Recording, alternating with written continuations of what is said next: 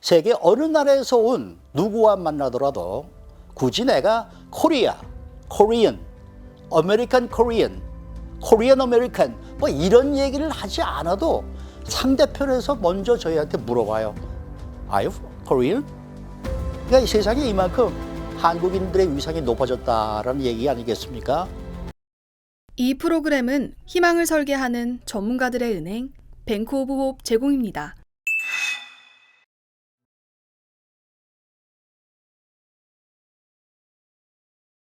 라디오 코리아가 올해로 33주년을 맞았으니까 저도 이제 방송 경력이 33년이 됐습니다. 뉴스를 비롯해서 뭐 각종 프로그램을 진행하다 보니까 이제 저를 뭐 라디오 코리아의 터줏대감이 아니냐 이렇게 말씀하시는 분들도 계신데, 그런 만큼 오늘은 라디오 코리아와 함께한 한인타운의 세 가지 역사적인 장면이라는 제목으로 여러분께 말씀을 드리고자 합니다. 그 첫 번째는 1989년 2월 1일이었습니다. 이 낮 정오였는데 이 라디오에서 갑자기 애국가가 울려 퍼지기 시작했죠. 그날은 바로 라디오 코리아가 최초로 이 방송을 시작한 날인데 한번 들어보시겠습니까? 여러분 안녕하십니까? 지금부터 2월 1일, 음력으로 12월 25일 수요일 라디오 코리아 USA 정규 방송을 시작하겠습니다.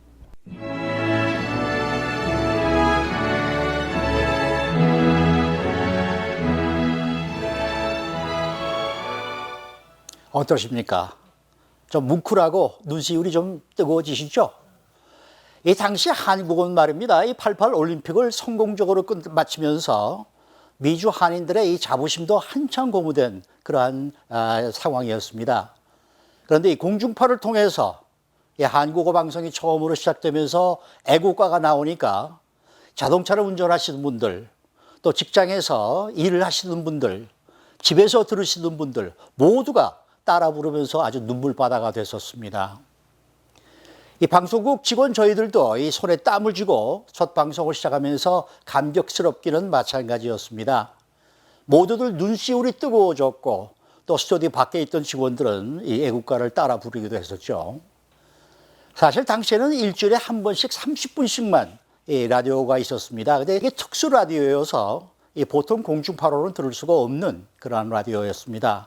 그런데 이제 이 자동차에서도 들을 수 있는 이런 공중파를 통해서 방송되기 시작했다는 것, 그리고 우리가 이민 온 후에 한 번도 불러본 적이 없는 이거 잊고 있던 이 애국가를 이 스피커를 통해서 우리가 듣게 되니까 모든 분들은 감격과 감동 바로 그 자체였습니다.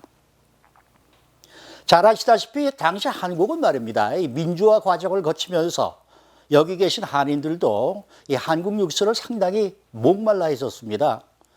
그때는 뭐 이런 TV도 없었고, 한국 TV도 없었고, 또 신문에만 의존하던 시절이었기 때문에, 근데 신문이 그것도 한 이틀 정도 지난 뉴스를 싣는 그러한 신문이었습니다. 그런데 한국 뉴스는 물론이고, 이 미국 뉴스, 또 미주 한인 사회 소식, 이런 걸 실시간으로 듣게 됐으니까 얼마나 반가웠겠습니까? 또 한국 가요, 또 우리가 즐겨 듣던 이 팝송, 이런 것들도 우리말로 소개하면서 이제 방송이 되니까 청취율이 상당히 높을 수밖에 없었습니다. 여러분들이 잘 아시다시피 이 라디오는 참 유니크한 매체입니다. TV나 신문은 다른 일을 하면서 읽거나 또 볼 수가 없는 그러한 상황이죠. 근데 라디오는 얼마든지 우리가 일을 하면서 들을 수가 있습니다.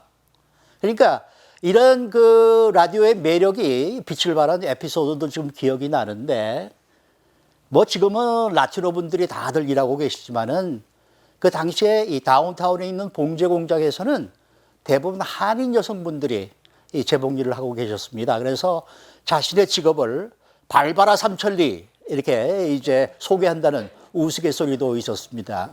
그런데 봉제 일에 몰두하느라고 조용하던 공장이 언제부터인가 함께 깔깔대면서 웃고 또 함께 떼창으로 돌아와요 부산행을 이게 따라 부르는 그런 일들이 벌어지기 시작했던 거죠. 모두들 이 이어폰으로 라디오를 듣고 들으면서 일하다가 DJ가 던진 조크에 웃고 같이 웃고 또 음악이 나오면 같이 따라 불렀기 때문입니다. 또 이 자동차를 운전하고 목적지에 도착을 했는데 노래와 프로그램이 끝나지가 않았거든요. 그러니까 차에서 내리질 못했다라고 말하시는 분들도 상당히 많았습니다. 이렇게 라디오 코리아의 역사는 시작이 됐고 또 저는 또 개인적으로 방송인의 역사가 이렇게 시작이 되게 됐습니다. 그 다음에 두 번째 얘기는 바로 4.29 이야기입니다. 1992년 4월 29일 낮에 이 흑인 라드니 킹을 무차별을 구타한 4명의 백인 경관들이 모두 시미밸리 법정에서 무죄 판결을 받으면서 흑인 사회의 동요가 시작이 됩니다.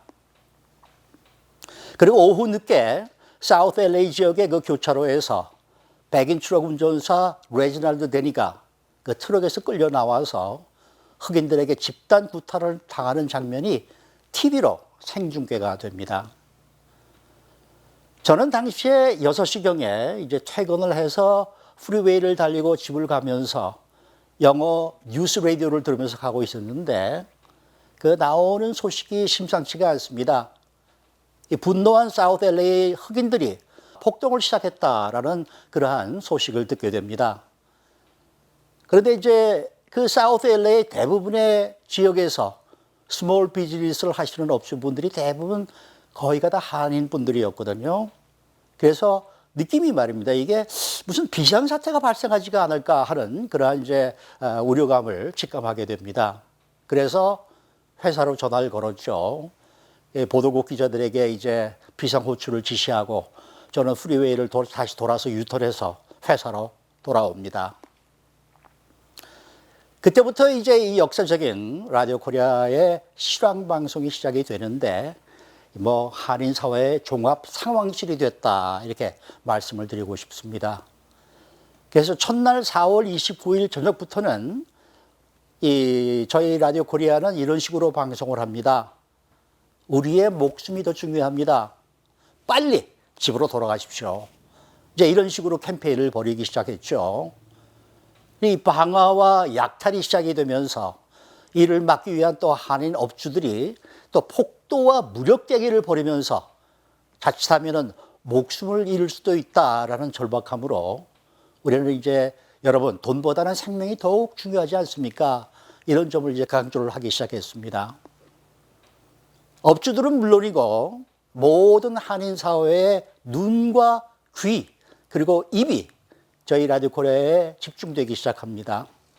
밤새도록 스튜디오에 전화는 울려댔고 또 이들을 돕기 위한 이 한인 청년단, 해병전우회, 또 자경단, 자원봉사단 이런 것들이 급조가 돼서 저희 라디오 코리아 사무실에 집결해서 방송을 들으면서 자체적인 구조 활동을 벌이기 시작했습니다.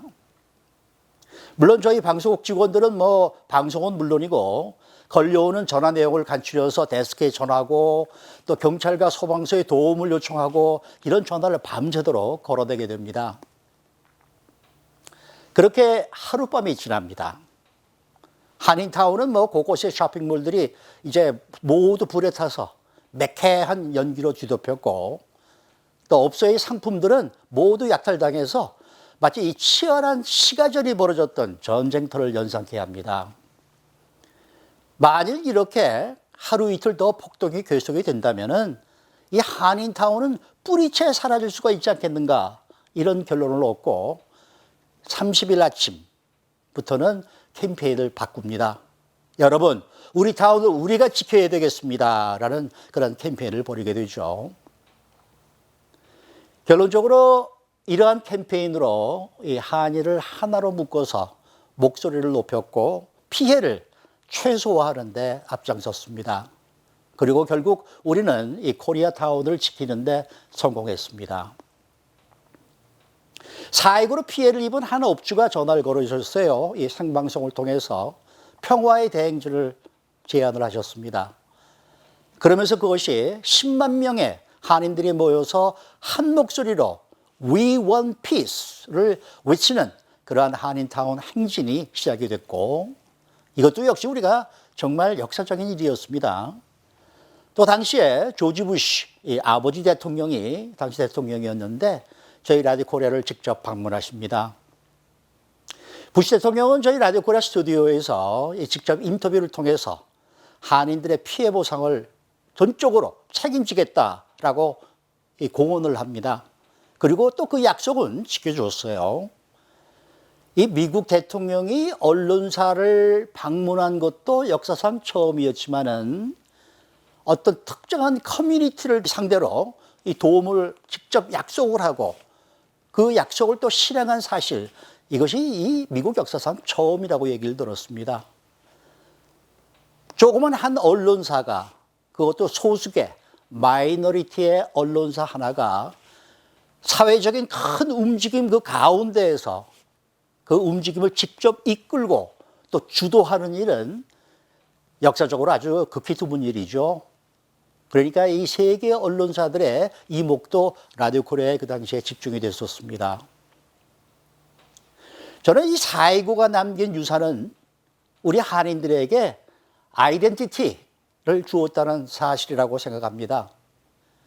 이 4.29 전에 우리 한인들은 사실 주류 사회야 좀 담을 쌓고 살았어요. 그러니까 미국에 몸만 와 있는 한국인이었습니다. 그런데 이 4.29로 말미암아 우리는 이제 한국 출신 미국인, 즉 코리안 아메리칸이 되어야 한다는 가장 기본적인 아이덴티티를 자각할 수 있게 만들어 주었다는 사실입니다. 미국에 살려면은 미국 사람이 되어야 되죠. 그리고 우리는 근본이 한국이니까 한국인 본분을 잊지 않는 미국 사람이 돼서 이 사회에 동화를 해야 된다. 이것이 바로 코리안 아메리칸의 정의라고 생각합니다. 그런 의미에서 저는 요즘 한인 사회에서 이 4.29 LA 폭동이라는 그 단어 대신에 4.29라고 부르는 것을 참 개인적으로는 참 좋아합니다. 이 폭동으로 한인 사회는 만신창이가 됐고 또 코리아타운은 그 당시에 타월이었지만은 그런 부정적인 이미지보다는 끈질긴 우리 한인들의 노력으로 당시보다 수십 배가 더 커진 긍정적인 면을 저는 부각하고 싶습니다. 그리고 그때와는 또 달리 엄청나게 커진 우리 한인 정치력의 신장도 바로 이 4.29의 긍정적인 유산임을 여러분들 잊지 마시기 바라겠습니다. 마지막으로 세 번째는 다저스의 한국어 중계입니다. 저는 개인적으로 라디오 코리아를 시작할 때 꿈이 바로 이 다저스 경기의 한국어 중계였습니다. 저는 1974년도에 도미를 했는데 그 당시에 사실 매일같이 다저스의 중계를 들었습니다. 그 중계를 하는 분의 성함은 잘 아시죠, 여러분? 지금은 은퇴했지만 빈스 컬리라는 분인데 이분의 중계가 너무나 신선했어요. 우리가 한국에서 이게 야구 중계를 들으면은 수치를 중요하게 나열하는 그런 천편일률적인 이제 야구 중계만 듣다가 여기 와서 보면은 이 빈스 컬리 씨의 얘기는 선수 개개인의 이야기를 중심으로 이 사람 냄새가 풍기는 그런 이 중계 방송을 해 주셨어요. 그래서 그게 정말 너무나 좋았습니다. 그래서 제가 개국 다음 해죠. 1990년도 여름에 다저스 스타디움을 찾아가서 그 당시에 피터 오멀리 구단주를 만났습니다. 그래서 한국어 방송을 하고 싶다 그랬더니 한마디로 오케이를 하시더라고요. 마치 기다렸다는 듯이. 그래서 결국 9월 15일 토요일에 이 신시내티 레드스와의 홈 경기를 처음 중계합니다. 당시 아나운서는 임문일 씨였고 해설은 이제 제가 맡았는데 제가 무슨 뭐 야구 전문가가 아니지 않습니까? 그래서 저는 한쪽으로 빈스 걸리의 중계를 들으면서 그거를 번역해서 이제 이 방송을 했었습니다. 이 경기 9대5로 사실 다저스가 지고 말았는데 이 경기의 오디오는 지금 카세트 테이프로 메이저리그의 명예의 전당에 지금 보관이 되어 있습니다. 왜냐하면은 이 한국어 테이프가 미국 본토에서 메이저리그 야구를 중계한 네 번째 공식 언어이기 때문입니다. 첫 번째는 물론 영어죠. 두 번째는 스페니쉬죠. 세 번째는 예전에 이 몬트리올에 엑스포스라는 팀이 있었는데 지금은 이 워싱턴에 내려와 있습니다만은 그것이 그쪽이 이 몬트리올은 프랑스어를 쓰는 곳이었기 때문에 이 프렌치가 세 번째 공식 언어였고 그 다음에 저희 한국어가 네 번째 공식 언어입니다. 저는 라디오 코리아가 이 다저스 중계를 하면서 박찬호가 이 메이저에 등장할 수 있지 않았나 하는 생각을 합니다. 왜냐하면 이 한인 사회는 스포츠와는 담을 쌓고 있었어요, 그 당시에. 그러니까 라디오 코리아가 중계하면서 다저스를 알게 됐고 한인분들이 또 구장을 찾는 한인들이 크게 늘어나면서 우리 그 다저스 구단이 한인 사회를 보니 눈이 좀 달라지죠. 또 저희는 계속해서 구단 측에 한국인 선수를 좀 데려와 달라 이런 이제 부탁을 했었고 어떻게 보면 이런 것들이 모두가 이 박자가 맞으면서 박찬호 선수의 계약이 성사가 되지 않았나 이런 생각을 합니다. 박찬호가 이 한인 사회는 물론 IMF로 힘들던 이 한국을 위해서 어떤 활약을 했었는지 더 이상 거론할 필요가 없죠. 박찬호가 등판하는 날이면은 다저스 구장에는 무려 5천 명 이상의 한인들이 모입니다. 그분들이 내는 입장권 값, 또 와서 먹고 마시는 맥주와 핫도그 값, 또 박찬호 등번호가 새겨진 유니폼과 모자를 사는 바람에 이 다저스의 수입이 크게 늘기 시작합니다. 그러다 보니까 그 후에도 최희섭, 서재흥 이제 이런 선수들이 잠깐씩 다저스 유니폼을 입었고 2013년도엔 또 유현진 선수가 등장을 하게 되죠. 예, 이제는 한인 선수가 없습니다만은 가까운 장래에 또 다른 또 한인 선수들이 우리 다저스 유니폼을 입게 될 날이 오기를 좀 기대해 봅니다. 여러분들이 잘 아시다시피 요즘은 세상이 많이 달라져서 세계 어느 나라에서 온 누구와 만나더라도 굳이 내가 코리아, 코리안, 아메리칸 코리안, 코리안 아메리칸 이런 얘기를 하지 않아도 상대편에서 먼저 저희한테 물어봐요. Are you Korean? 그러니까 세상에 이만큼 한국인들의 위상이 높아졌다라는 얘기 아니겠습니까? 물론 우리 조국 대한민국이 그만큼 발전했기 때문이겠지만은 미국에 살고 있는 여러분의 이민 선배들도 정말 근면하고 집중하고 끊임없이 도전하면서 오늘의 한인 사회를 키워왔다는 사실 여러분들 잊지 마시기 바라겠습니다. 여러분들이 바로 자랑스러운 코리안 아메리칸입니다.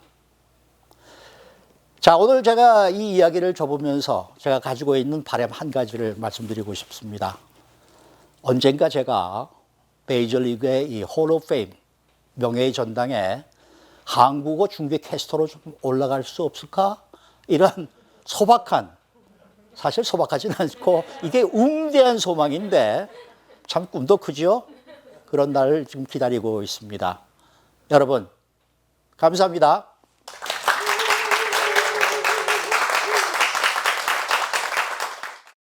이 프로그램은 희망을 설계하는 전문가들의 은행 뱅크 오브 홉 제공이었습니다.